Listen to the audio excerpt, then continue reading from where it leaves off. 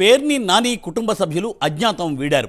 మచిలీపట్నం తాలూకా పిఎస్కు పేర్ని నాని సతీమణి జయసుధ కూడా హాజరయ్యారు. ఉదయం పేర్ని జయసుధకు మరోసారి మచిలీపట్నం పోలీసులు నోటీసులు జారీ చేశారు. రేషన్ బియ్యం మిస్సింగ్ కేసులో విచారణకు రావాలని ఆ తాకీదుల్లో పేర్కొన్నారు. ఇంట్లో ఎవరూ లేకపోవడంతో నోటీసులను పోలీసులు అంటించి వెళ్లిపోయారు. ఈ క్రమంలోనే ఆమె పోలీసుల విచారణకు హాజరయ్యారు.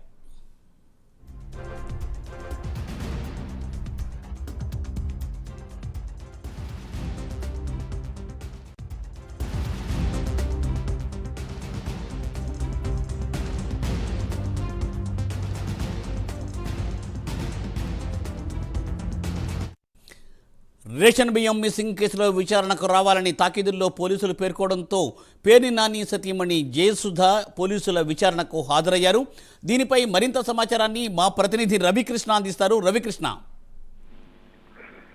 మూర్తి, ఏదైతే రేషన్ బియ్యానికి సంబంధించిన వ్యవహారం ఏదైతే ఉందో ఆ విషయంలో మాత్రం ప్రభుత్వం చాలా గట్టిగా కూడా వ్యవహరిస్తున్న పరిస్థితి కనపడుతుంది. ప్రధానంగా కూడా ఏదైతే ఇక్కడ ఉన్నటువంటి రేషన్ బియ్యం మిస్సింగ్ సంబంధించి మాజీ మంత్రి ఎవరైతే పేర్ని నాని ఉన్నారో ఆయన సతీమణితో పేరుతో ఉన్నటువంటి గోడౌన్స్ ఏవైతే ఉన్నాయో ఆ గోడౌన్స్ లో ఉన్నటువంటి రేషన్ బియ్యం మిస్ అయినట్టుగా కూడా గుర్తించారు. ప్రధానంగా కూడా మొట్టమొదటిసారి రేషన్ బియ్యం అయితే 185 మెట్రిక్ టన్నుల బియ్యం మిస్ అయినట్టు గుర్తించడం జరిగింది.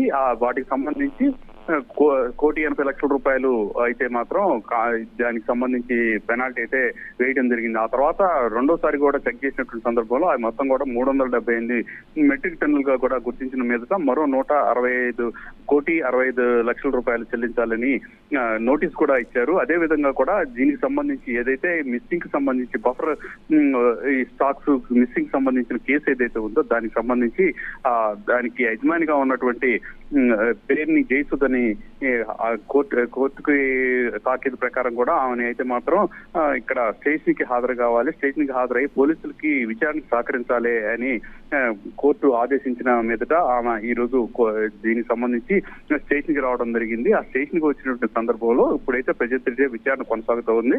ప్రధానంగా కూడా బఫర్ స్టాక్ సంబంధించి గోడౌన్ ఎవరి పేరుతో ఉంది, మీకు అక్కడ ఉన్నటువంటి స్టాక్ మిస్సింగ్ కి ఉన్నటువంటి సంబంధం ఏమిటి అనే విషయాలతో పాటుగా కూడా మరికొన్ని ప్రశ్నావళి కూడా తయారు చేసినట్టు తెలుస్తుంది. ఇదే విధంగా కూడా గతంలో ఎప్పుడైనా జరిగిందా అనే దాని మీద కూడా పూర్తి స్థాయిలో ఎంక్వైరీ చేస్తున్నారు. ప్రస్తుతం అయితే పోలీస్ స్టేషన్ లో అయితే మాత్రం విచారణకు హాజరై పోలీసులు అడిగినటువంటి ఏదైతే ప్రశ్నావళి ఏదైతే ఉందో దానికి సంబంధించి సమాధానాలని రాబట్టే పనులు అయితే పోలీసులు ఉన్నారు. దానికి సంబంధించి ఆమె ఏ విధమైనటువంటి సమాధానం ఇస్తారో కొద్దిసేపట్లో వెలుగు చూసే అవకాశం అయితే ఉంటుంది. Thank you Ravikrishna, thanks for update.